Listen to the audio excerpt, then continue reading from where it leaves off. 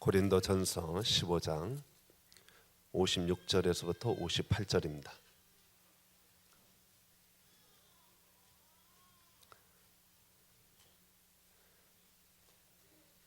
사망이 쏘는 것은 죄요 죄의 권능은 율법이라.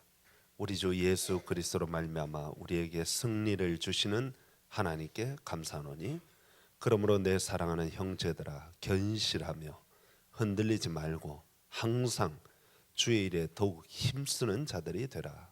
이는 너희 수고가 주 안에서 헛되지 않은 줄 알미라. 아멘. 오늘 부활절입니다. 옆에 사람과 함께 부활의 주님을 우리 기뻐하면서 함께 인사를 나눴으면 좋겠습니다. 서로 손을 잡고 부활의 주님을 찬양합니다. 예, 감사합니다. 오늘 또 이렇게 성가대에서 특별히 뮤지컬 칸타타를 준비했기 때문에 앞에 예배 순서를 다 빨리 신속하게 마치고 준비한 부활절 칸타타를 보도록 하겠습니다. 우리 인간에게 가장 큰 숙제가 있다면, 또 고민이 있다면 그것은 아마도 죽음의 문제가 아닐까 하는 생각을 가집니다. 세상 사람들이 넘을 수 없다고 생각하는 것 중에 하나가 바로 죽음의 문제입니다. 과학이 발달하고 의학이 발달해도 생명을 조금 연장은 할 수 있을지 모르지만 이 죽음의 문제를 결코 풀어나갈 수가 없는 것입니다. 그래서 저희들이 이 세상 사람들이 하늘의 소망이 없기 때문에, 영원한 나라에 대한 소망이 없기 때문에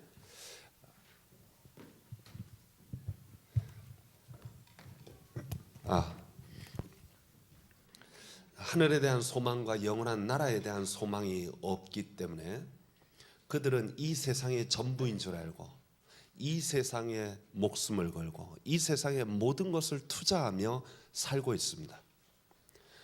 그들은 영원한 나라에 대한 소망이 없습니다. 영원한 나라를 바라볼 줄 모릅니다. 그러니까 여기서 결정을 내려야 합니다. 여기서 모든 것을 다 쏟아 놓아야 합니다.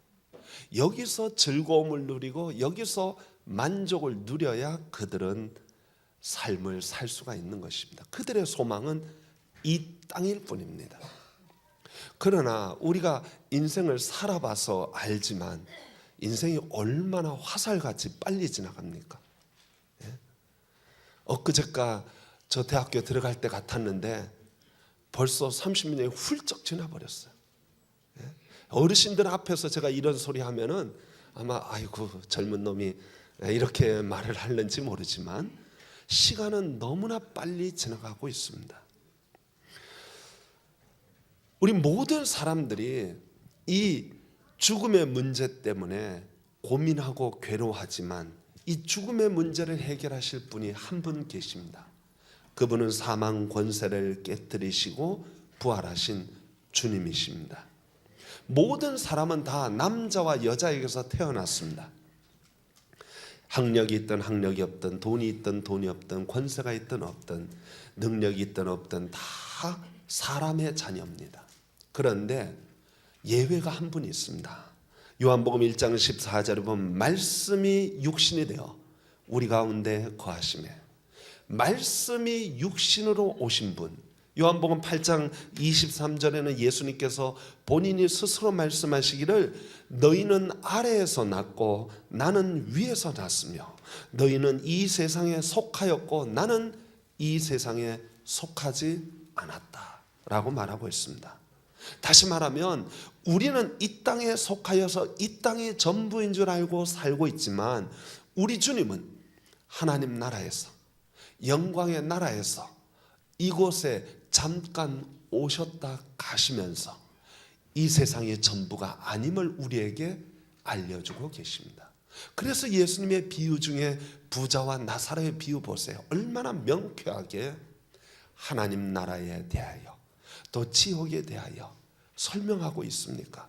사두개인들이 예수님을 시험하기 위해서 유대인들의 법 중에 형이 아기를 못 낳고 죽으면 동생이 형수와 결혼을 해서 자녀를 이어가게 하는 법에 대한 이야기를 물으면서 하늘나라에서 그렇게 되면 누구의 남편이고 누구의 아내입니까? 라고 물을 때 우리 주님 뭐라고 말씀하십니까? 단호하게 하늘나라에서는 결혼하는 거, 시집가고 장가가는 게 없다 하고 말씀하셨습니다. 주저함이 없었습니다. 망설임도 없이 하늘나라에 대해서 아주 명쾌하게 말씀하고 계셨습니다. 십자가상 한편 강도가 예수님께 말했어요. 예수님, 당신의 나라 임할 때 나를 기억하소서. 그랬더니 예수님 한마디로 말씀하셨습니다. 내가 오늘 나와 함께 낙원에 있을 것이다. 주님은 하나님 나라, 이 땅의 나라가 아닌 하나님의 나라에 대하여 확실함이 있었습니다. 왜냐하면 거기서 오셨기 때문입니다. 그리고 그 하나님 나라의 권세, 하늘의 권세와 땅의 권세를 모두 가지시고 계시기 때문에 아주 분명하게 내가 오늘 나와 함께 낙원에 있을 것이다 말씀하셨습니다. 뿐만 아니라 말로만 하나님 나라에 말씀하신 것이 아니라 몸으로, 자신의 온 몸으로 죽음 이후의 세계를 우리 눈으로 보여주셨습니다. 그것이 바로 부활입니다. 영으로 부활한 것이 아닙니다. 혼으로 부활한 것도 아닙니다. 육신으로, 온전한 육신으로 부활하셨습니다. 영광된 몸으로 부활하셔서 본인이 몸을 가지고 계심을 의심 많은 제자 도마에게 만지게 하시고 점검하게 하셔서 믿게 하시고 베드로가 잡았던 물고기를 본인이 직접 드시면서 본인의 몸이 영이 아님을 제자들에게 확실히 보여주셨습니다. 저와 여러분도 부활의 날에 우리 육신으로 부활하시는 줄 믿으시기 바랍니다. 예수님은 제자들에게 십자가에서 구속의 도리를 가르쳐 주시고 죄 용서함의 도리를 가르쳐 주시고 원수라도 사랑하고 품어주는 그 사랑의 원리를 가르쳐 주시고 또한 부활을 통하여 우리에게 영생의 도리를 가르쳐 주셨어요. 영원한 생명이 어떠함을 우리에게 보여주셨던 것입니다. 그래서 제자들은 다른 건 다 몰라도 나를 용서하시고 나를 품어주시고 나를 사랑하신 그 주님의 십자가, 그리고 나를 그 영원한 영광의 나라 하나님 나라로 우리를 인도하시는 그 영생의 도리인 부활.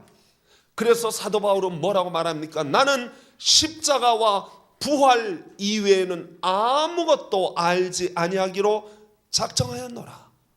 기독교의 핵심 진리가 바로 오늘 이 부활절날 우리에게 명쾌하게 말하고 있습니다. 그렇기 때문에 초대교회 성도들은 목숨을 내걸고 이 진리를 부여잡았습니다. 불에 태워 죽이기도 하고 십자가에 매달아 죽이기도 하고 짐승의 밥이 되게 해도 초대교회 성도들은 굴하지 않았습니다. 그들은 무엇을 보았습니까? 영생의 소망을 보았습니다. 하늘나라에 대한 소망을 보았습니다. 그렇기 때문에 이 땅이 전부가 아님을 알았습니다. 금방 지나가는 걸 알았습니다.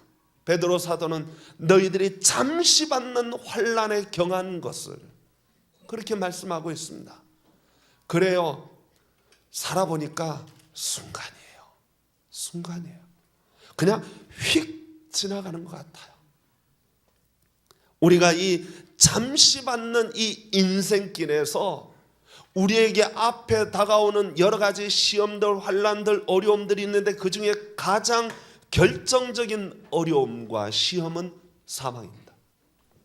그런데 우리 주님이 그 사망을 패하시고 복음으로써 생명과 썩지 아니할 것을 우리에게 나타내셨다고 디모데후서에서 말하고 있습니다. 성도 여러분, 저와 여러분들은 영원한 영광의 몸으로 부활할 줄 믿습니다. 거기에는 질병도 없고 고통도 없고 눈물도 없고 연약한 것도 없고 부패함도 없고 썩음도 없는 영원한 세계입니다. 따라서 성도 여러분, 저와 여러분들은 몸은 이 땅에 살고 있지만 우리의 시민권은 이미 하늘나라에 소속되어 있는 줄 믿으시기 바랍니다. 땅의 것에 너무 목숨 걸지 않기를 소망합니다. 손살같이 화살같이 지나가는 이 세상의 고통에, 이 세상에 얽히고 설킨 것들에 너무 가슴 아파하지 않기를 소망합니다. 부활의 주님, 생명의 주님, 영생의 주님이 우리를 위로하시고 우리를 구원하여 주시고 그 영원한 길로 인도하십니다. 잠깐이다. 잠깐이다. 조금만 참아라. 그러면 영원한 영광이 우리에게 있다 말씀하십니다. 성도 여러분, 삶이 고달프십니까? 삶이 힘드시고 어렵습니까? 아픕니까? 인간관계가 고통스럽습니까? 성도 여러분, 십자가 앞에 내려놓고 부활의 주님을 맞이함으로써 우리에게 영생의 소망 가지고 땅에서 받는 잠시 받는 환난으로 너무 아파하지 않기를 소망합니다. 사도 바울 말합니다. 사망아 내 쏘는 것이 어디 있느냐, 사망아 내 이기는 것이 어디 있느냐 외쳤습니다. 성도 여러분, 우리 앞에 당하는 모든 어려움들 앞에 당당해지기를 소망합니다. 어깨 쭉 펴고 부활의 주님 모시고 승리하는 저와 여러분 되기를 간절히 축원합니다. 기도하겠습니다. 하나님 아버지 감사합니다. 주께서 저희들을 사랑하여